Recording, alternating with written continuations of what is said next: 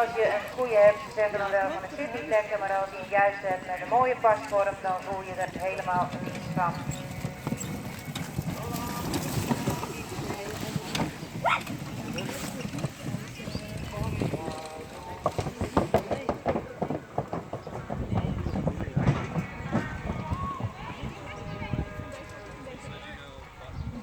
Je moet kijken welk poortje je in moet kijken waar je heen moet.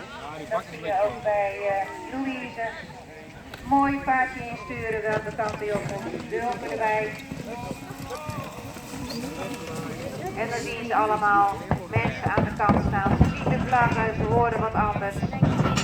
Het is ook voor deze beest best wel een rare gewaarwording om op zo'n manier een wedstrijd te rijden. Alleen maar weer een goede leermeester.